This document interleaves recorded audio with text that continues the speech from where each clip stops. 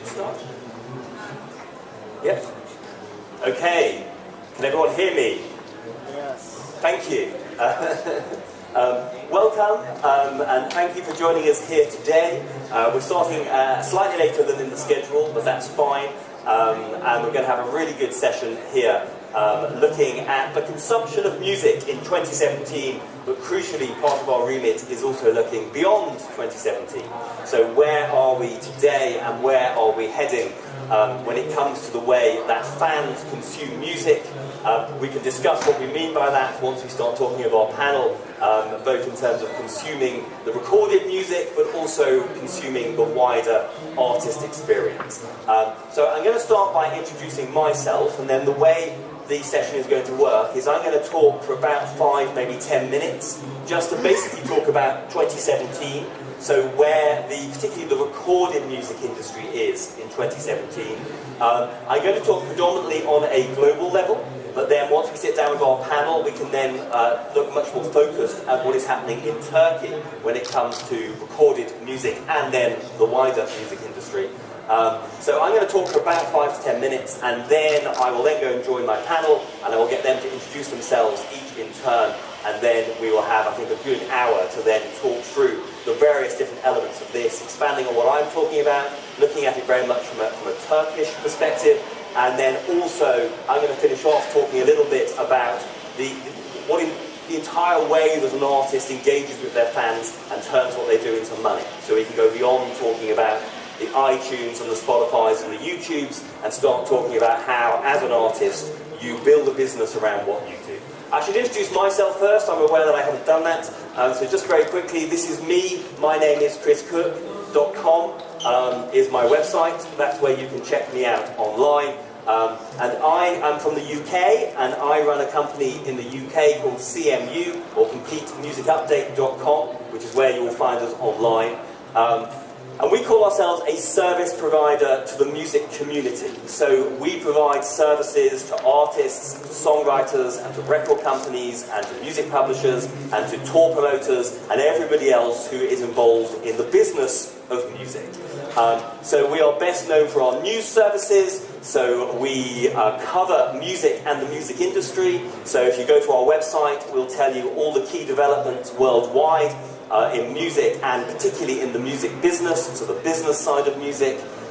We have a training and consultancy business where we do stuff like this, and we explain to artists and people who work in the industry what is happening in the business side of music.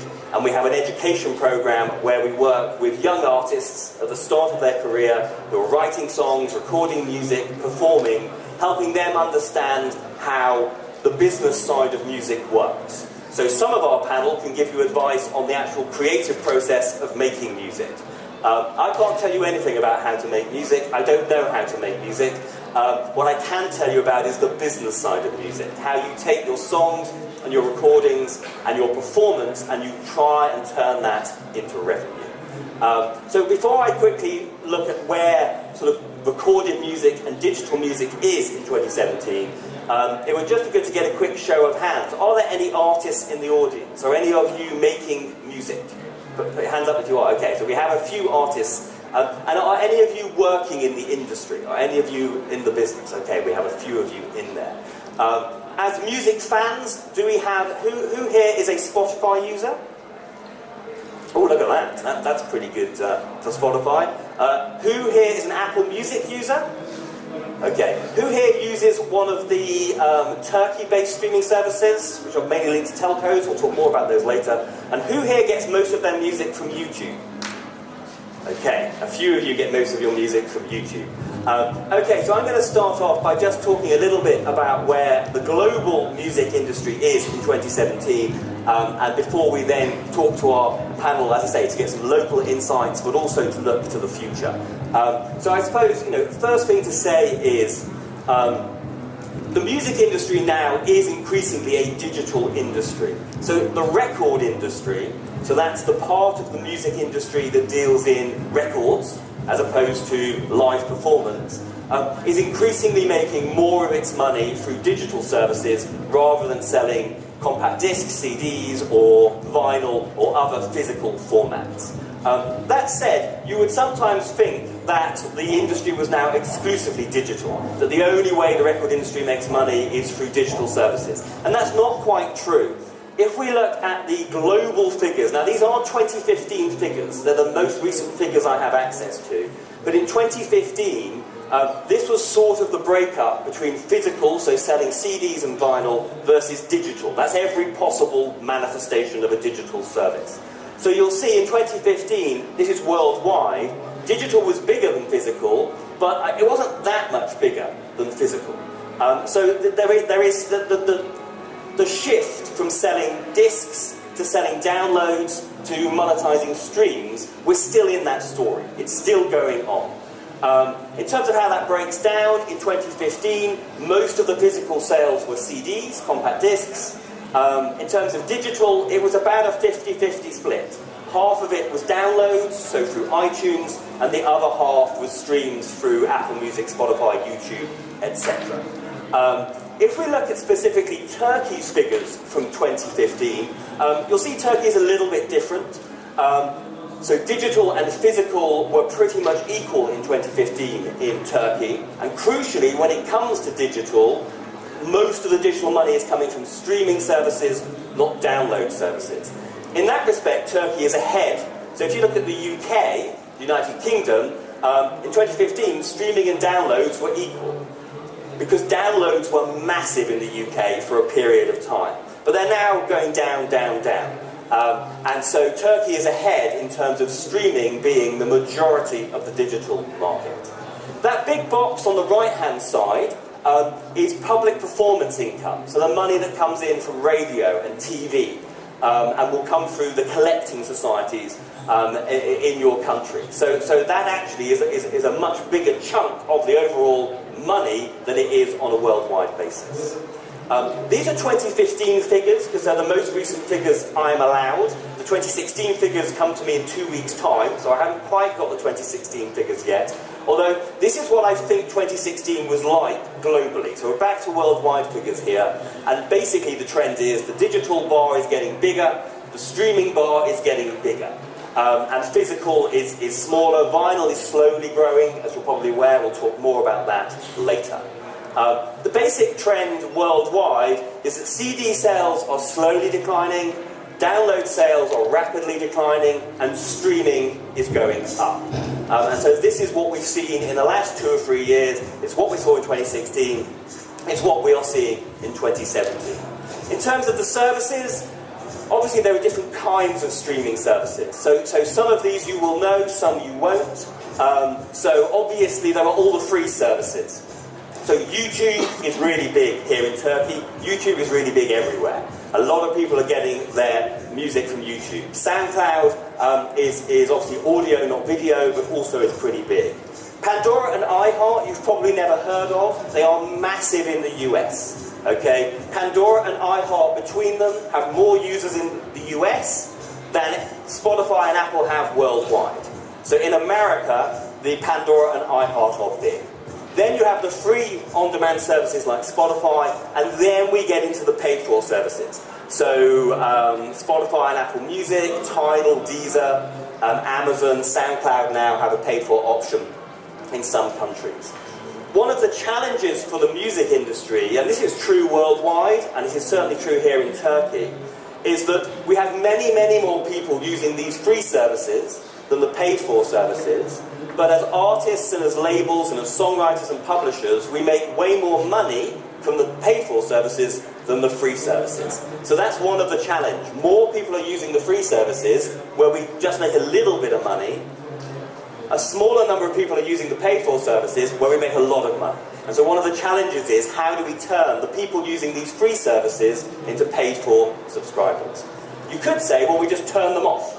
Let's just turn the free services off and force people to pay for. But the perception is, if we were to do that tomorrow, if we were to turn off all the free services tomorrow, those people wouldn't become paid-for users, they would go back to piracy. They would find the music somewhere online for free, and we would lose their custom entirely. So that's one of the challenges that the music industry is facing. In terms of how the streaming services work with the music industry, from an artist perspective, the streaming services generally, they don't have deals with artists. They have deals with record companies and they have deals with distributors. So if you take a Spotify or an Apple Music or a YouTube, they do deals with the major record companies, with the indies, they will do deals with the big record companies here in Turkey. You have the distribution companies, so the Orchard are very big here in Turkey, and we're going to be talking more about them later. So the streaming services do deals with the labels and the distributors, and then they pass the money down to the artists, in theory. And I think one of the challenges as an artist is there is usually a load of record companies between you and the streaming service, so you don't necessarily know what's going on. And that is true everywhere. I mean, it's more true in some countries than others, but in the UK, where I work, most artists have no idea what's going on because Spotify does its deals with the record companies and distributors, and then the message doesn't get down to everybody else. Of course, there's also the publishing side, for those of you who are songwriters, which is generally done through the collective licensing system. In terms of the deal, ultimately streaming services are revenue share deals. So what happens is that at the end of every month, Spotify will say, this is how much money we made in Turkey, this is how many streams there were in Turkey, and then we share the money out to the labels and the publishers and the artists and the songwriters based on what percentage of overall streaming was your music. So it's a little bit complicated. It's a lot more complicated than you sold a record for $10, and then the retailer took $3, and the label took $3, and $2 was the cost of the record, and the artist got $2. That's quite easy to understand. With streaming, it's quite complicated, because lots of sums are being done at the end of every month, and the money slowly moves its way down the system to artists and to songwriters. So a streaming deal has all of these different elements. I'm not going to talk you through what those are now. All you need to know is it's quite complicated.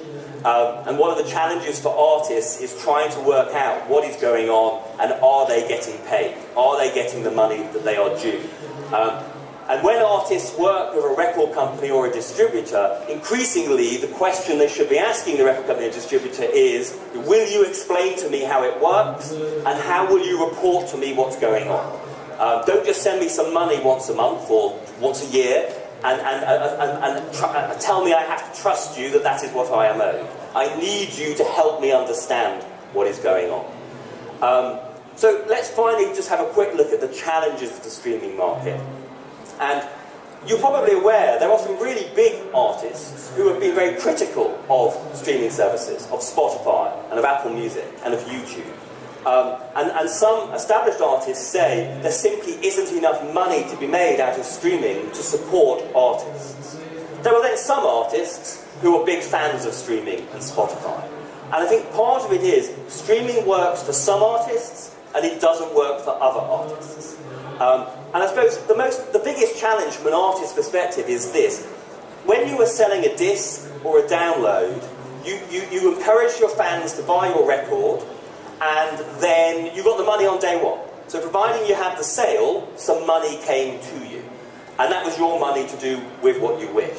Whereas in the streaming age, every time somebody streams, you earn a little bit of money. But unless you're getting lots and lots and lots and lots of streams, then you're not going to make what you would have made selling a disc or a download. So one of the challenges, whether you're an artist or whether you're a label, and this is true of new artists, but it's also true of established artists, is what can you do to persuade people, A, to use Spotify, B, to pay to use Spotify, and then C, to then listen to your music again and again and again and again and again, so that eventually you actually go into profit, because your streams will eventually be worth more than what you would have made with the single track sale. And everybody is learning, how do you do that? How do you persuade your fans to listen to your music, not just on the week that it's new, but again and again and again and again? And playlists are a big part of this. Those of you who are Spotify users, you may have set up playlists on Spotify where you have music for a party, or music for the weekend, or music for when you're at the gym. And as an artist, you need to get your music onto those playlists so that people are listening to your music again and again and again in order to bring in enough revenue. But some final issues which we may talk about with our panel is you need to get a lot of streams for this to work. And some artists are. And not just the superstar artists. There are other artists, more middle-level artists, who have cracked streaming, their fans are paying users of Spotify, and they're getting the number of streams to make this work. But there is the question of, for some artists, the system doesn't work. What if you're in a market, you're based in a country where there aren't actually that many people? And so therefore, even if you are the biggest artist on Spotify, that's not going to be enough plays, and therefore it's not going to be enough money. Or what if you're in a market, like this market, like Turkey, where most people are on the free versions of these services, and so the payments are much, much, much smaller? What do you do about that? Do you need to go global? Is that the only way you can make it work? You need to find an audience elsewhere in the world so that you get more streams and therefore more money. But you could say, well, on one level, it's easy to go global, because once your music's in Spotify, you are global. The hard bit is persuading people on the other side of the world that they should be listening to your music. And so how do we go about that? And then finally, which we're going to talk quite a lot about with our panel, is ultimately, is streaming really less about making money and more about building a fan base that you can then sell other things to? Is it that you use Spotify to excite people, and then you get those people into a venue, and then you find other ways that you can sell them? You're probably aware that vinyl, some old school records, the sales of those are slowly going up. And is it that actually that's how you can make music? So you build a fan base on Spotify, but then you sell them something tangible and physical directly, whether that's through a website or at a gig, and that is how you drive your revenue. So these are some of the things that we're going to talk about with our panel now. Before that, just very quickly, with the direct-to-fan thing, I quite often say the biggest thing that the internet did for music, when we talk about what has the internet, what has the web, what has digital done to music, it's tempting to immediately start talking about iTunes and Spotify and YouTube.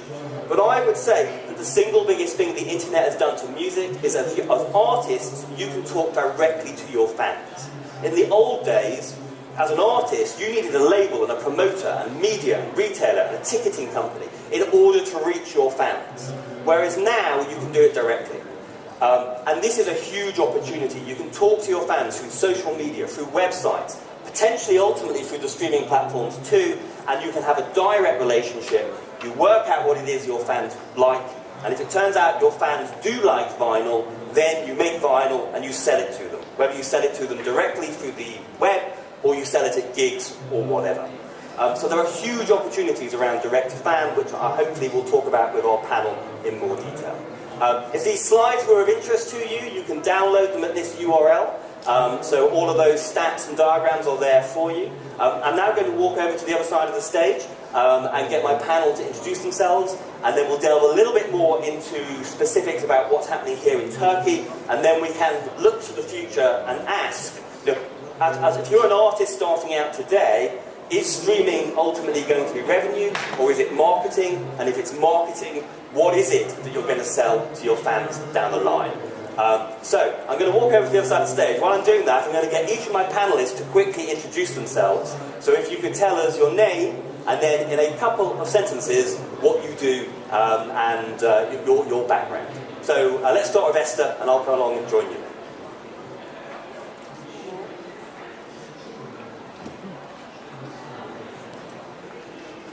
Is it on? It is on. Hi, I'm Esther. I'm from Paris, so I'm happy to be here. I work for a company called Betfair, and our main focus is to help promoters and artists and managers to actually use all what we saw, or use like the social services, the streaming services, to know more about the fans, to know more how to talk to them, what you can do with them, and eventually transform your audience into tickets, into sales. Hi, my name is Metin Uzelli. I'm VP of the Orchard. The Orchard is one of the biggest digital distributor in the world, and I'm managing the Orchard in Turkey. Besides the Orchard, I'm running a label eldest company here in Turkey, Muziğin, and besides that, I'm running a consulting company which we are giving consultancy in digital music area. Hi, I'm Murat Ertel. I'm an artist, a musician. I write lyrics, play many instruments, compose and produce records also. I used to be an engineer also, but I quit. Now I work with engineers. And yeah, that's it. Okay, so we have different people coming from different perspectives. So we can talk about digital services and how they work, we can talk about data and social media, and then we can talk about the music and the product and the fan relationship, which is almost the most important part of this. But let's start with Metin, because I talked there about the global market. And I think globally, we've definitely seen this shift to streaming. So in terms of recorded music, streaming is becoming the single biggest way that people consume recorded music. Actually, as I say, Turkey in some ways is ahead in that respect, and that streaming is certainly the biggest digital part of the equation. But maybe talk us through, I know Spotify, which had quite a good take-up in the audience, didn't arrive to Turkey until relatively recently. So in terms of those big global services, they're relatively new, and there are still the Turkey-specific services that have been around a little bit longer. Yes, because of the technology, streaming is in our life, and people consume music mostly streaming.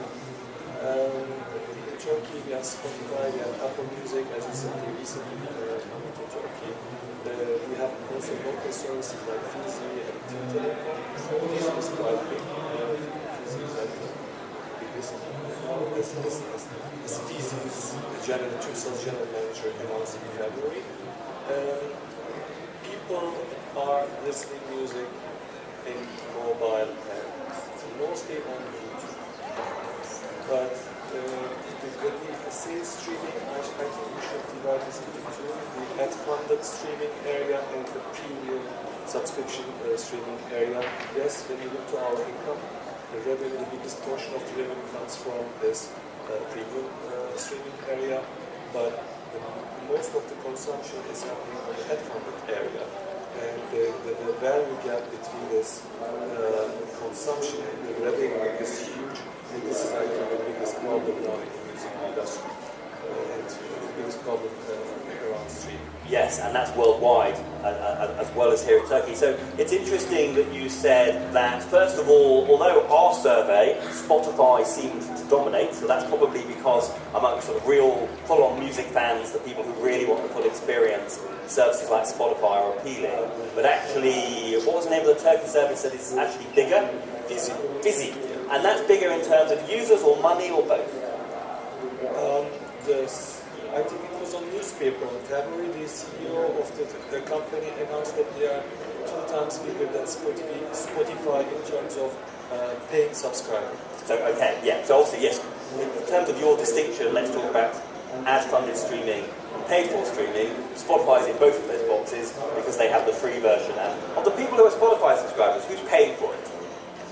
So you're all great. You're helping the record industry revive. Those of you who are on the free services are probably more the drains than a help. But that is not representative. Yeah. And you then talk about YouTube. So although Fizi is the biggest in terms of premium subscribers, actually in terms of overall users, more people are using YouTube than anything else. People are using YouTube as a music service. Although it's a video service, people are using YouTube to listen to music. And actually, as a music listener, the experience there is not so good. But I think the price is the key point there. In countries like Turkey or in Latin America, YouTube is huge. And of course, I think this is a barrier for premium services. But I think it's going to change, and again, I think the customer experience is key here. As much as people discover more better, comfortable ways to consume music, I think they will shift. So you're optimistic about that because you say that that actually is a global challenge, that many more people are using the free services, YouTube in particular, but also Spotify free and in some countries SoundCloud. They have many, many more users, but we make more money from the premium services. That's particularly true here, but it is actually true globally as well. But you are optimistic that, because one of the questions which sometimes comes up is Spotify and Apple are adding globally about 1 million new paying subscribers every month. So that's rapid growth worldwide. These services are really growing. And that's great. And if you want to be optimistic, it's like, well, that's brilliant. We'll give it 5 years, add 1 million a month for 5 years, and then the services will have these massive paying users, and it'll all be fine.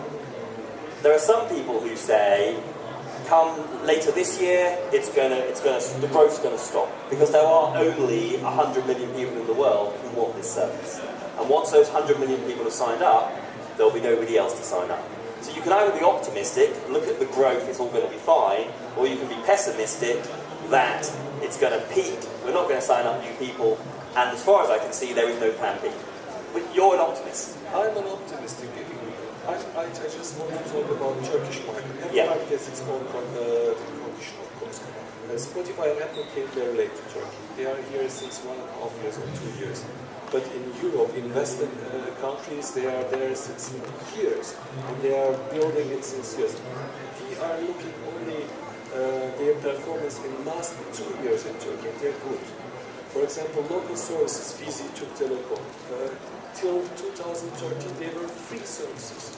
And Turkish population never paid for digital music at all beforehand.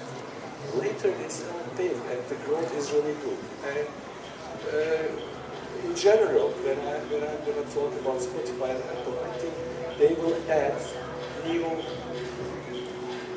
flavors. Again, I'm too much in the customer experience side. They should add, change, give more to customer to bring them in. And you think that there's optimism, particularly in Turkey, because you're a pretty big market, you've got a big population, and particularly on the mobile side, you've got a very mobile usage is very high. But as I think, there are some other emerging markets, say in Latin America, which in that respect they're the same. They've got a lot of people, a lot of mobile users, but there isn't the money for people to pay to subscribe. Whereas ultimately, if you can just persuade people to subscribe, there are the consumers there to be persuaded. Yeah, comparing Latin market, we have really huge advantages. First of all, you have the population, you have the mobile penetration, people are using data. Most important, credit card penetration is very high in Turkey.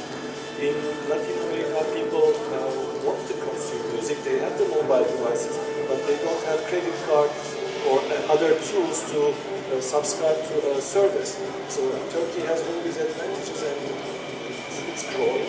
And I think it's really good to have such a mature market in terms of payment and technology. Global trends. The global trend is streaming is growing, download is down, physical is declining, although actually not as fast as I think a lot of people expected it to. But it does vary greatly from market to market. So I'm just going to sort of ask Esther now, in terms of, let's talk about the French market for a moment, and how much of what we've talked about, I've talked about from the UK perspective, or we've talked about from the Turkish perspective. I mean, in France, are most people on free services, or is there a big uptake for these paid-for services there, given that the paid-for services are ultimately what brings in decent revenue? I don't know the exact numbers, but I think we didn't have the same history with streaming services, because the freemium model came first. I think because we had like a French streaming company that was quite big and took most of the market share and wasn't paying freemium, but a lot of people used the paying services.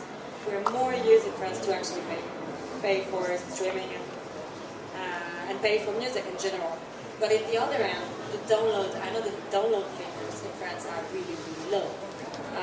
We're paying for the streaming services, but we're never paying for downloads. Yeah, so as a market, you didn't have the big download boom that we had in the UK and they had in the US. So iTunes, and the iTunes was very late here. So by the time iTunes came to Turkey, everyone was over downloading, so it didn't even have have much of a chance. But you're saying when it comes to the paper streams, so obviously Deezer is the big service in France. Still is. Yes. And well, Spotify is very much faster now. It's probably going to become number one if it's not already. Yeah. But Spotify, when it came to France, was only the paying service. Yeah. You go and get Spotify for free. So I don't know if that happened in Turkey as well, but I mean, it's always been premium only. Yeah. And I mean, they're becoming number one on premium only. Just like that's kind of different. Yeah. So. Well, still the artists in France are streaming because they don't get enough money. Well, let's bring us. So let's talk to Murat here about. I said that the artist community is very split on streaming, and I know some artists who are very pro-streaming. I know some artists are very anti-streaming. I know probably most artists who are very confused. And it does feel that what happened about 10 years ago is these digital services came to market. They went to the record companies, they did deals with the record companies, and everything started to grow.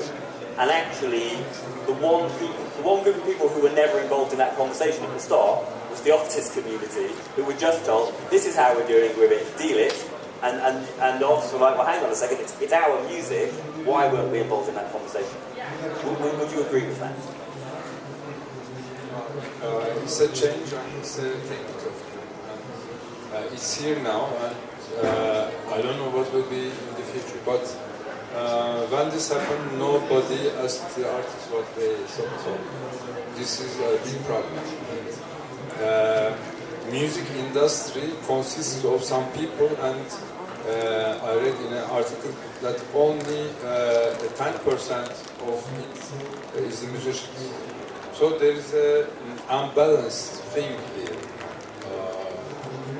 This music is what we listen to, and the artist creating this, they have to have some more rights to say or lead this. This is my main feeling. Streaming is better than some piracy, and we have this in Turkey very much. I used to buy my own pirate CDs. I have a collection of this. And, so your own music that other people have pirated, and you bought them back. Yeah. And we had many pirate CD and DVD shops. Now we have them, but mostly they sell some pirate DVDs. And when I went to some CD shops, the guy was complaining. He said, well, they killed this pirate CD industry. Digital killed piracy. So there is this case. I think people are still downloading some pirated stuff. This is also very important. Maybe this streaming logic can kill this. And it's certainly true that when Spotify are criticised by artists, or indeed there are some record companies that criticise Spotify.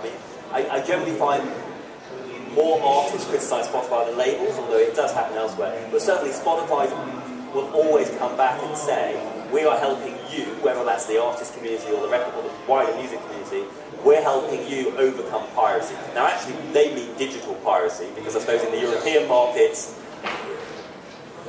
whether it was the state or the industry, would basically physical piracy was not that big a problem in Western Europe. Yeah. Whereas obviously in some other markets, you were selling more piracy CDs than official CDs, but certainly digital piracy was a massive problem in Western Europe. And did it change now? Well, yes and no. But I think what Spotify would say, and it's interesting, Spotify comes from Sweden, as does the Pirate Bay. So Sweden's an interesting country in that it gave us the biggest piracy platform and possibly the biggest solution to piracy. And Spotify would definitely say, we are turning pirates, people who used to get music illegally, into paying consumers, and that's why you should work with us, and that's why you should support us. And I think it is certainly true, there are lots of Spotify users who used to get their music illegally, whether that was physically or digitally. But having said that, people still access music from illegal sources, so it's not that piracy has completely gone away. But if I was Spotify and I said to you, you should come and work with us because I'm helping stop piracy, would that make you warm more to streaming than perhaps you were otherwise? Yeah, a little, but I'm very concerned about the idea of there is no artist view. You know, everything is done and finished, and they come to the artist just because they have some strategies to make Spotify or streaming services bigger and get more money out of it. Not because they think about the artist. That's how I feel. And this percentage they are giving from attract to the artist is 0.00000. Come on, what is this? It's so little, and this ratio is changing. I think Deezer is kind of the best for these ratios given to artists. And my idea for like Spotify, I really like this project of an artist I don't remember. They had released an album called Sleepify. Yes. Yes. This was, I think, a very bright idea. This was an American band who put out a silent album and told their fans to listen to it while they were asleep. Yeah. And all their fans did, and they earned enough money from Spotify to fund their American tour. Yes, that's great. Spotify have now put a system in place that you can't do that. It was a one-time idea. Now you can't do that? If you were to upload that to Spotify now, it would get blocked. You have to find the next clever way of generating income. I mean, it's interesting when you talk about what the artists receive. Let's come back to Metin here. I mean, obviously, as I explained, traditional artists who do deals with record companies or maybe distributors, and then the record company and the distributor controls the content. So if I'm setting up a Spotify type service, the first deals I do are with the record companies and distributors. I might then think, oh, I ought to start talking to the artists. And so I think sometimes when artists are criticising the money they're receiving, sometimes the problem is the digital service, sometimes the problem is the record company. Actually, perhaps the digital service is passing over a fair sum of money. It's just that something is happening to that money as it flows through the label to reach the artist. So do you think that sometimes the issue is with the streaming service, or sometimes the issue is with the record industry? The issue is on mathematics. This is just a calculation methodology. There is a money coming from consumer, and different parties sharing this. Some is getting 15%, the other was getting 50%, and if we are going to discuss, are they sharing right? I don't think there is a right sharing model here. Everybody will complain from the money they are receiving. Everybody wants 100%. That's why I don't think it's a healthy discussion. Yes, I call that the digital pie debate. So that's because I suppose ultimately, so money comes into Spotify, and there are 5 people to share in that money, which is first of all Spotify. They need some money. Then there is the artist, and then there is the songwriter, and then there is the record company, and there is the publisher or the collecting society. And so yes, there is the question of how you split it. But whenever you have the debate about how you should share the money, unsurprisingly, everybody wants more. So as you say, but I think it's interesting in terms of how much the artist receives. That does depend on the record company, because the record company receives a chunk of money, and then what it then shares with the artist is subject to its relationship with the artist. Instead of relationship, I would call it's a power game. Yes. Depends on how popular or powerful the artist is.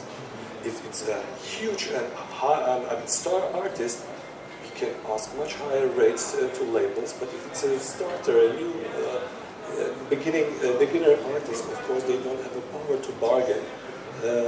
So it's a power game. But at the end, whatever they agree, whatever split they agree, of course artists and everybody should know that how the money, from which calculation it comes to them. transparency is an issue, of course. But in Turkey, again, I want to bring the discussion into Turkey. In Turkey, we are far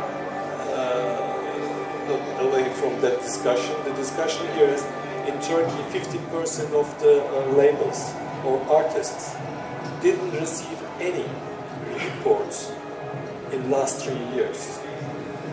This is another problem. What kind of report I'm talking to? They don't know from, they don't receive a track-based, artist-based, or release-based report from the music services. Although the music services are creating these reports and giving to labels, distributors, whatever, these reports don't come to people who really need us. Yeah, so therefore there are two elements to this. A is how much money are you sharing with me? But B, the other question is, if you pay me a certain sum of money, how did you work that out? And so there is the data issue of Spotify could give you a spreadsheet with a line for every single stream. Really, really almost too much data. Yeah. But between the service and the artist, you have a label or a distributor. The question is, Aggregator. or an aggregator or whatever.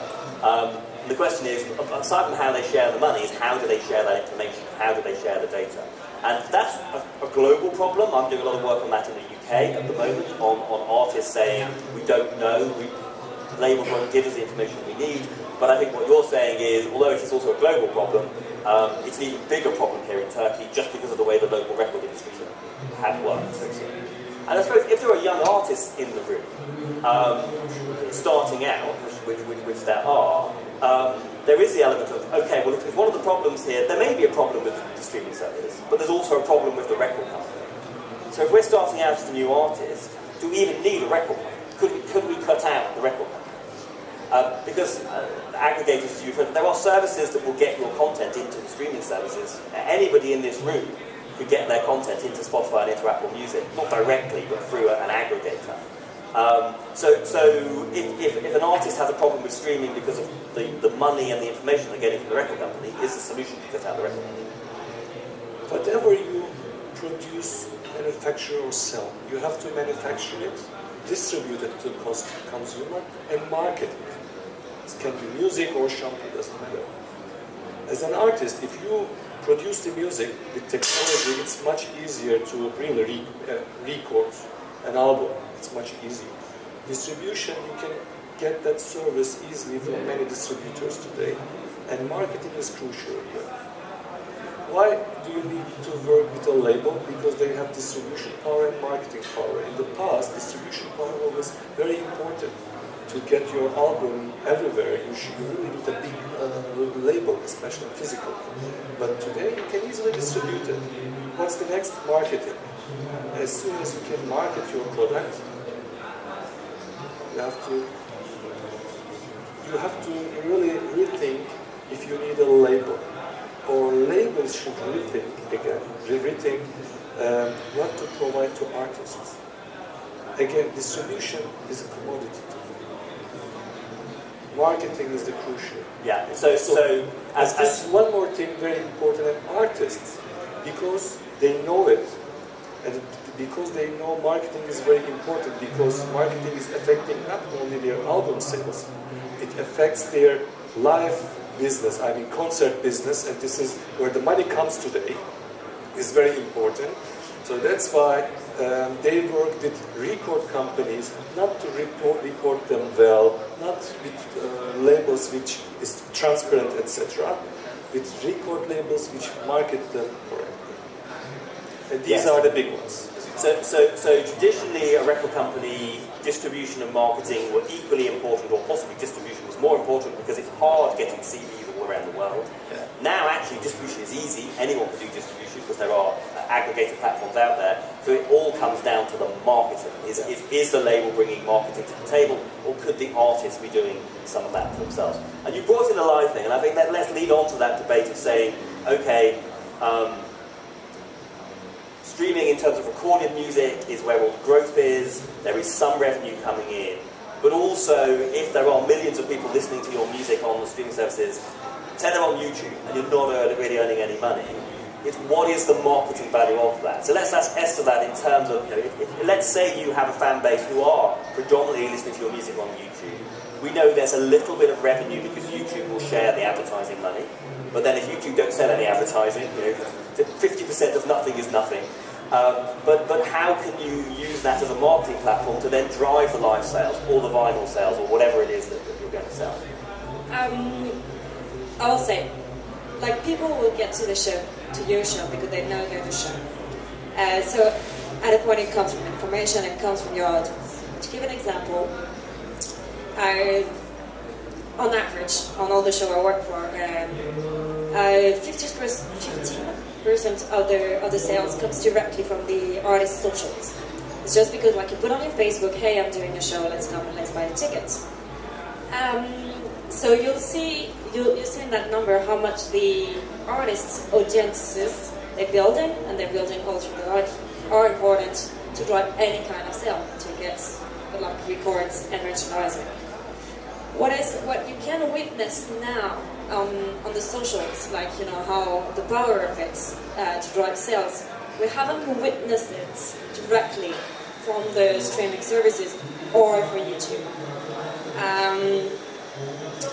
You get the point, all the time, like, from the streaming services, and they say, okay, your market share, like, your streaming and your revenues are declining, but don't worry, the live music, industry will make you rich. So you're right. So let's say Spotify, rather than going with the piracy argument, Spotify will say, okay, you're not happy with the money, but we're going to help you sell tickets. And what you're saying is, social media, that's true. Okay, that's true. So on the right social media platforms with the right messaging, that will result in an upsell of tickets. But you're yet to really see YouTube or Spotify or Apple Music have a real impact on selling tickets. I mean, they say it before they prove it, and they're trying to prove it now. Because as an idea, of course, it works. People have discovered your music through playlists, and then you're building another audiences on streaming platform, which is true. But for the moment, as we saw in your email earlier, there's no, like, direct to fan communication through the streaming services. I mean, if you ever try to send, like, a message to your fans on Spotify, you can't. You can do a bit more on YouTube, and I like YouTube better on that. But so they're trying to provide those new services. Spotify, but even YouTube is keen on the project. At least they show you, like, some info about your listeners, so you can take more educated decisions. And they're trying to build more trust and more efforts toward the artists by giving them more and more access to their fans. So effectively, you could make them go to your shows or make them buy merchandising. But it's really the early start, and I don't think anyone yet have seen, like, a huge increase in live ticket shows through Spotify. For instance, if we take, like, Jamie XX, which is it's quite big, okay? So it's selling a stadium in France, and we don't, like, a pre-sale deal with Spotify. So they send a message to their fan and saying, okay, you've got, like, 24 hours to register their show. And it sold, I don't know, I'm not saying the numbers of tickets, but it sold very, very little, comparing to the fact that we're going on sale the next morning, and it sold out in 10 minutes. So that's interesting. So I suppose in terms of the streaming services being useful marketing or direct fan platforms, first of all, there's the issue that's not quite what they've been set up to do. Spotify want to keep control of their users. Apple want to keep control of their users. So although you will, if you put your music into Spotify, you will have an artist profile. Spotify will automatically set that up. There is a system behind the scenes where you can claim control of that profile, and there can be buttons there to upsell. But the actual direct-to-fan tools, crucially, it isn't that anybody can go in and email everybody who's listening to their music. And Spotify and Deezer and Apple are slowly adding those services, but it's very early days. But what you're saying is, then the second question is, even if they added that service, is it the right environment? Would it result, even if what you've just described with Spotify was available to everybody, anybody could go on there and promote a gig, a pre-sale to their fans, when somebody's listening to music on Spotify, are they in the mood to buy tickets? Like user experience-wise, you mean? Yes. Probably not. Yes. But you could probably do it in a clever way, and we could evolve toward that. I mean, people don't buy. People will listen to a song. It doesn't cost them anything. I mean, when you pay like 50 euros to get to a ticket, anyways, you're not going to decide that on 1 second. So it's more about like repeated information or keeping your fan base alive. But I think the first point is actually more and more important in all the negotiation, and even in the negotiation with the record labels, as it was in the live music with ticketing companies. Is okay, you're building fan bases, but on somebody else's platform. So you know, how do you build your own fan base and you actually can talk to, actually control, actually own? Because what happens tomorrow if Spotify is closed is all those people, you know, who are they? How do you reach them again? So like, I think one of the most important challenge in that is like, you know, whose fan are there and who owns the communication? Yeah, so who owns the fan? And that's a very interesting question, and I suppose, so what we're saying is we think the streaming services are going to start adding more and more of those tools. In the US, Pandora in particular, and I suppose the big thing that I think in Europe, where Spotify have done this, they're seeing that as a service to keep artists happy. Whereas Pandora sees it as a way of making money. So Pandora are now moving into ticketing. And I suppose you could say, on one level, as soon as there's a financial reason why a streaming service should be offering a service, they're going to do it better. They're going to put more resource into it and they're going to do it better. But then there is that interesting, even if Spotify and Apple start to add these tools so that we can talk to our fan base, that is, and the same is true of social media, isn't it? I mean, I think with Facebook, I know lots of artists who spent a lot of effort building a fan base on Facebook, so that Facebook could then turn around 2 years later and say, right, we've changed our business, and now you have to pay us to talk to your fans on our platform. So how can you have a person, as the artist owns the fan ultimately, how can the artist have a truly direct relationship with the fan? You need to use this platform. I mean, there's absolutely no way. I'm going to say don't go on Facebook and on Spotify and do everything, you know, by post. But in everything you set up on this platform, you have to think of how will I actually build a direct relationship with the fan? How will I get their emails? How will I get their phones? How do they want me to communicate with them? Do they want me to communicate like directly through the platforms, or should I have other means of communication with them? Well, first it's my job, but I'm very much an advocate of actually taking the most of your fans out of the platforms and at least, you know, getting their names and emails directly. Because, like, I mean, you're going to change platforms. Facebook's going to change the rules over and over again. Twitter has platforms come and go. They tend to die also. So no, that's interesting. So the challenge as an artist is, and it does seem, because I do a lot of telling artists how to navigate all of this, and it does feel that the to-do list I'm giving to young artists every year it gets longer.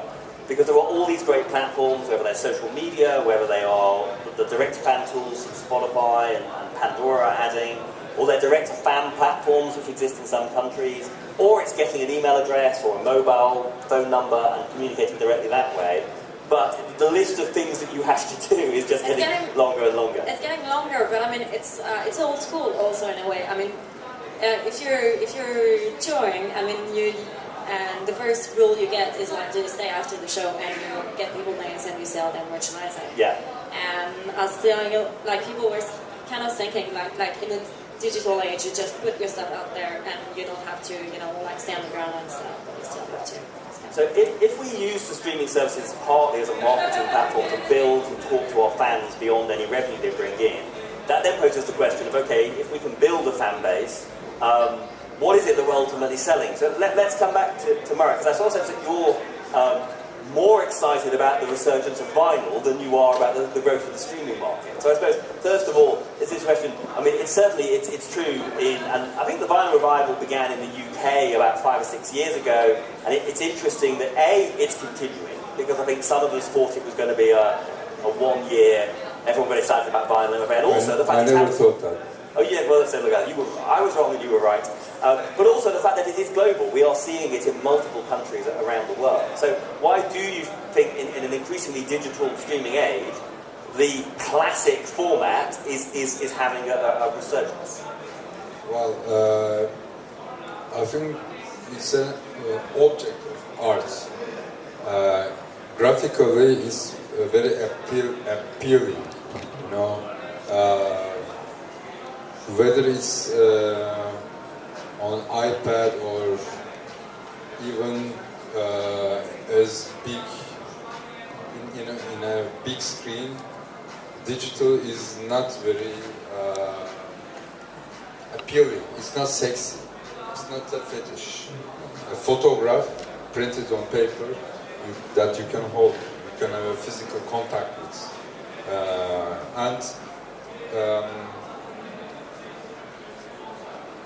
I always loved vinyl very much. I used to look at the actual record. I take it out and put it on the player, and I watch it spin while I'm listening. While I'm listening to some streaming from the computer, I don't watch the computer. No. But I can watch the cover of the record while I am listening to this. It's a physical contact. This is very important. And also, I have some information on this. Some text, the lyrics, the producer name, who played there, the engineer. These information are also very important for me. I want to learn, and I also want to be special. I know, for instance, I'm looking for some stuff that I cannot find in Spotify. They say we have zillions of music, but this is not enough. No. They don't have this. They don't have this. They don't have this. They don't have this. They don't have this. It is true. It goes on. They don't have these. And for instance, if this guy, Metin, did not release this record, they didn't have this. So we have a great archive. This is our heritage. But I suppose it's certainly true. I mean, I think most Spotify will now say they have about 40 million tracks. Yeah, but it's not enough. Well, and crucially, I mean, there are many more tracks that have never been digitized. They were never on iTunes and they're not on Spotify. There's a lot of catalogue missing. Yeah. Actually, they're more likely to be on YouTube and the piracy networks, where somebody in their bedroom uploaded them than they are on the official legal services. But I suppose there's an interesting difference there between catalogue and new music, because most new artists putting out new music, as a matter of course, it is going into the streaming. I mean, in terms of vinyl, do you think that there's an opportunity there for new artists as well, or is it more established artists who have a catalogue and have perhaps an older fan base who are delving in? I don't know if either of you have got any sort of thoughts on that. Today, with technology, it's really easy to record music. There's tons of content coming from everywhere. Actually, I can reach this information and this image also on my computer, but not alone. I am for sure going to interrupt it with other content while searching for this. And this is too much for me as a human. It's too much. I think people are now it's going to be more and more. We will run after simplicity. Okay, and this is simple. I can get this one, put there. On the other hand, the way how we consume music is very important. In the past, when I was today, if I'm gonna listen this first time, I have to put, and then I have to find the correct line and then play it. And then try not to scratch it. And then if I listen this 5 seconds, and if I don't like it, it's not easy for me to jump to the next track. So because I spend so much effort to listen that track, I am more patient to that content. Yeah. So I am trying to love it. But in digital, it's totally different. Yeah. So if you have a song Total that really different kicks in in experience. 30 seconds, and most people on Spotify have got bored by 30 seconds and skipped it, because you've made 30 is too much. Yes. but because you've made the commitment, you're going to listen through, and it might be that you discover, actually, that's the best song you've ever heard. I think it's very important. I was a premium user for Deezer and Spotify at the same, but I lost my passion. It doesn't mean that much for me. I can have access from other sources from internet, but this, for instance, the records and also the cassettes. We It's interesting, the cassette revival. Interesting Do you issue. think there's going to be a cassette revival? Yes, I think there is. There I are hope many. so. Yeah. I don't give a chance, but I hope so. As an old cassette label. Yeah, there are labels in the US and around the world who are releasing only cassette Well, albums. Paul McCartney is releasing a cassette-only Yeah. release for Record Store Day in the Interesting. UK. Those of you who don't remember cassette format, I never thought it was the greatest format, but Just want to add something, because I was born 30 years ago and I started listening to music and the CD was already dying and the streaming was already taking up. So we didn't really get the chance to experience like the records as an object made to be listened from A to Z. We're brought on playlist, and I think it's also a will of the music listeners to really understand what a record. And the only way to do that is to have something painful to do, which is opening it, putting it there, and trying to listen to the entire stuff. so it's interesting, obviously, when we start talking about vinyl, I mean, overall, it is a very small slice of the market. So it's wrong to assume millions of people are buying vinyl. Although I think from an artist's perspective, perhaps the traditional big record companies, and certainly the big global streaming services, they're in the scale business. They need millions and millions and millions of users and millions and millions and millions of streams for their business to work. And that's the big record companies and it's the big streaming services. But if you're an artist, you don't need millions and millions and millions and millions of fans. You just need a number of very committed fans, who love everything you do, who will buy this sort of product where the profit margin is a lot higher. And perhaps one of the opportunities of direct-to-fan is that you don't need to have millions of people. If you can find 30,000 people who love everything you do, you can build a good business out of those 30,000 people. Interesting.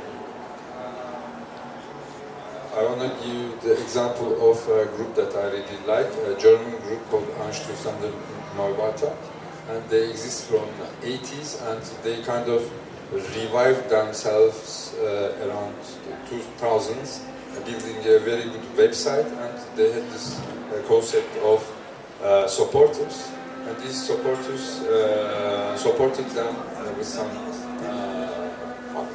funds, and they had access to their recording procedure. When they were recording the albums, they could see from the cameras the studio, and they were writing what they thought of when the songs were evolving, and they were a part of making this album thing, and also then they got an extra CD worth of material that normal people couldn't access. Yeah. But in the UK, there's a company called Pledge Music, which is a website, it's a platform, but is to help artists do exactly that.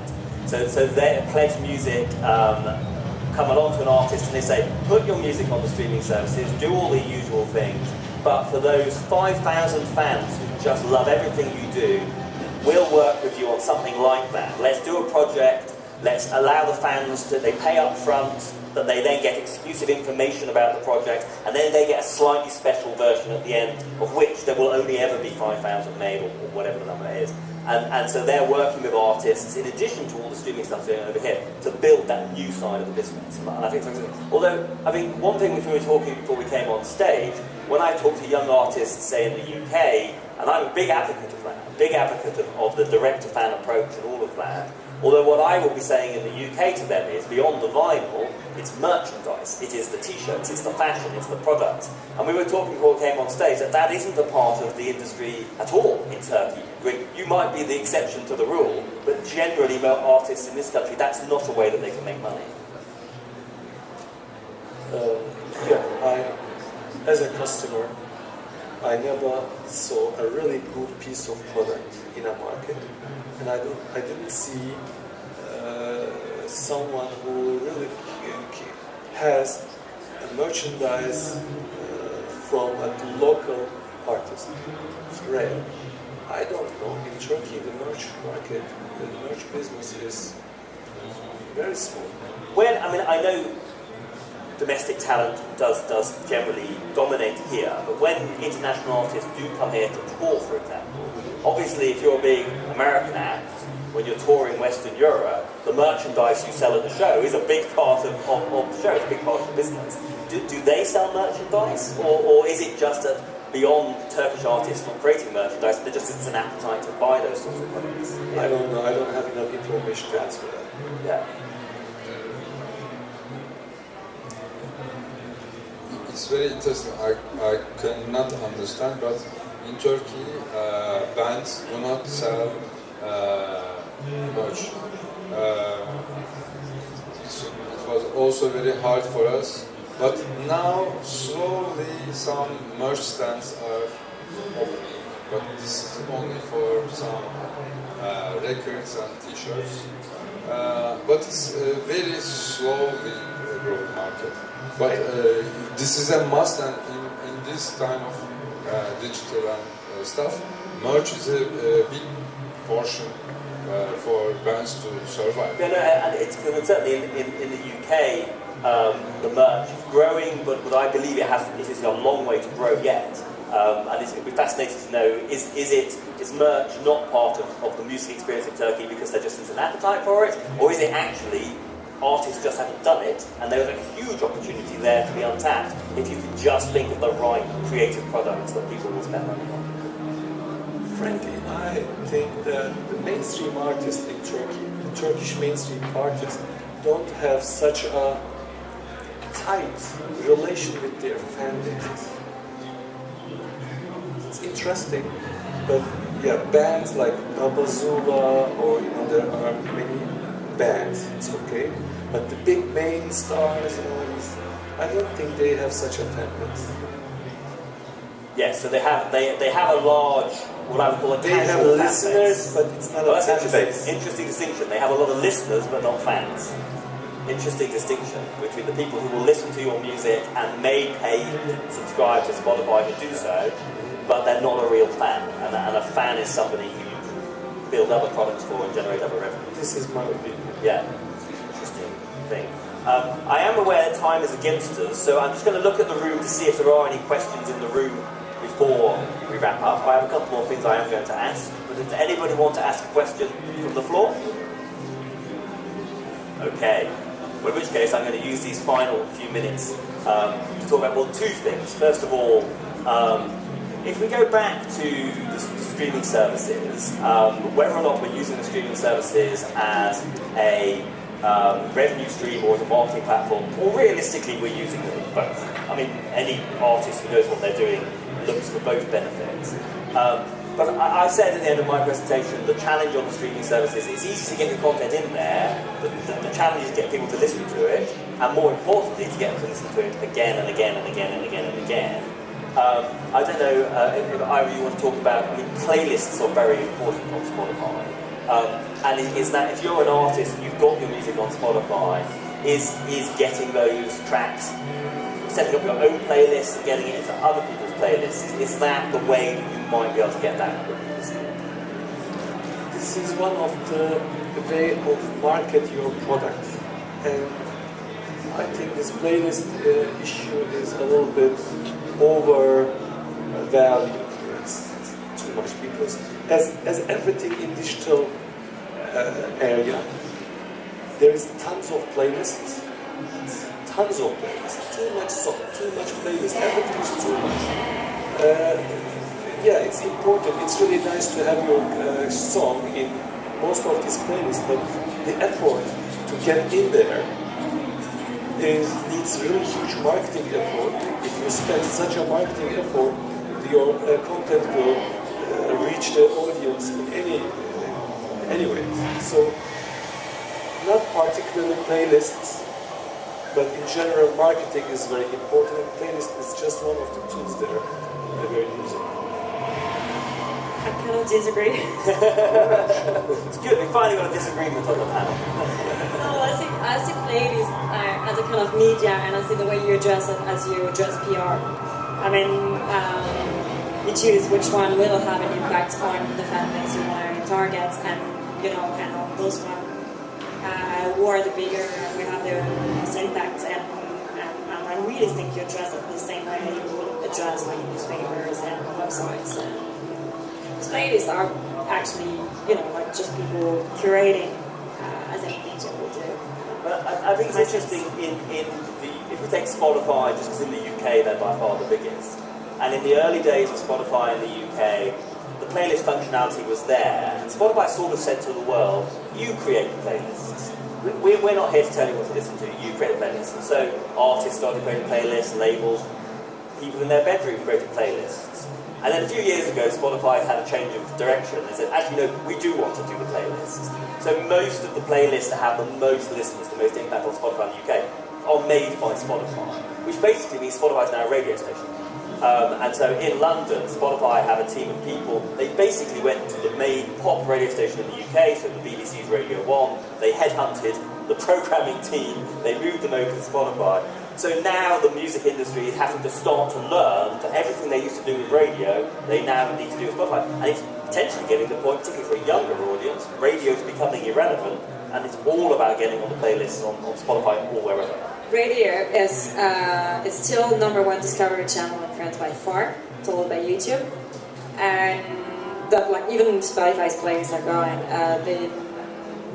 they don't have like the mass impact that radio still have. But also depends if you have like other services like iHeartRadio, and depends on your country. But yeah, for me it's two ways to see that. Either it's a radio and you address it as a radio, you try to get on the playlist, you do rotation, you get like deals, annual deals with your labels company and stuff.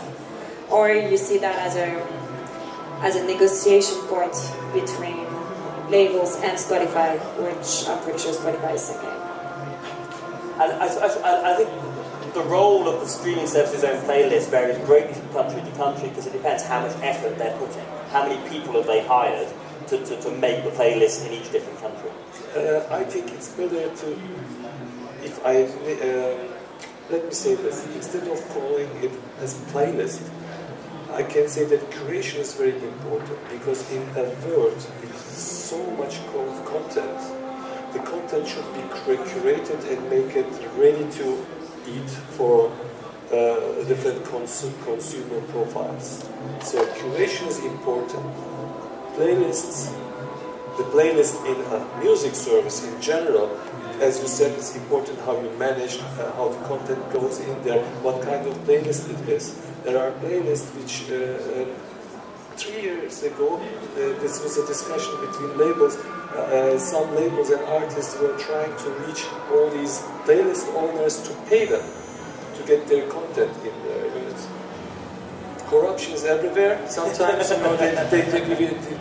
the services are trying to fix it, whatever. At the end, it's marketing. Besides marketing, creation is important. Again, to give the best user experience to your customer, you have to do it, and it's about experience. Our brief was 2017 and beyond, so I think it's interesting, just to sort of wrap up. Obviously, the last 15 years, certainly in Western Europe, you went from having a big CD market, and then it collapsed. and then you had a lot of piracy, and slowly but surely people started to deal with that. In the UK they went and had the iTunes phenomenon, and now we've got Spotify and Apple and all the streaming services. And it's interesting, is it that we're at the end of the journey? That was the journey, going from selling physical products through piracy and iTunes to streaming? Or if we regroup in 5 years' time to have this conversation, will all the services we've talked about today be irrelevant? We'll no longer be talking about Spotify and YouTube, and there'll be something new. And that is just part of being an artist, that every 5 years, everything will change and we have to adapt to the new model. So do we think streaming is a long-term future, or is it just a now? Streaming as a technology is a long-term journey, but in terms of services, if they can answer the need of the customer, if they continue giving good and interesting experiences to customer, they will survive. If they can't, those who will do it will replace them. Esther, what do you think? I'm not sure. I come from the live music business, and what I like about it is it hasn't changed ever. People were like playing gigs forever. I'm honestly not sure about streaming. It's probably going to be there for at least 10 or 20 years. It's me, but I honestly don't know. I mean, would you sort of say something similar, that ultimately the show is where it all happens, and what happens around that, providing it gets people in the room to enjoy the show, then it doesn't matter which channels you're using to get people excited? I think technology is changing and is determining lots of facts. But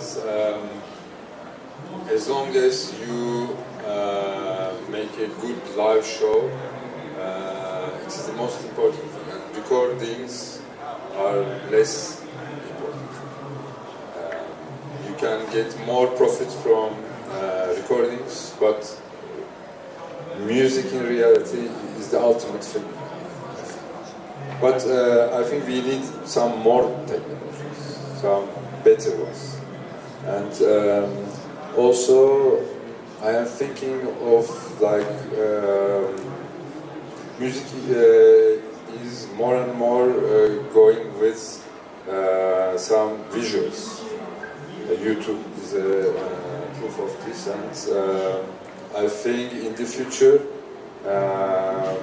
we will be able to go to some live shows of like dead artists. That's starting yes, they're starting. Yes, with I think a concert of Queen doesn't happen because the drummer doesn't like the idea. Yeah. But the guitar player and the bass player, they said we can try a Queen concert with a hologram of Freddie. Yeah. So that's interesting. So we I think Baudrillard said this is an age of a fight between reality and simulation, and simulation is getting more and more closer to reality. But being real has something more, even more than we can comprehend.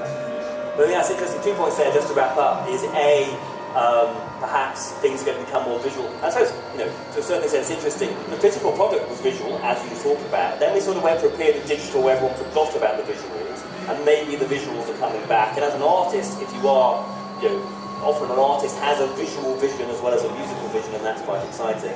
But also the last point you were saying there sort of comes to your point. You were sort of saying what's good about live is it hasn't really changed. But as technology comes on the stage, perhaps that is the next thing. Perhaps it is that virtual reality and the next big technology phases will affect the live experience more so than the recorded experience. I'm not going to ask you, we'll come back and have that discussion in a few years' time when the next technology is here. Our time is up. So thank you very much for listening. I hope it was interesting to you. Those of you who are artists, I hope that inspired a little. You can download my slides there if you so wish. Thank you very much for having us, and perhaps a very quick round of applause for my panel. Thank you.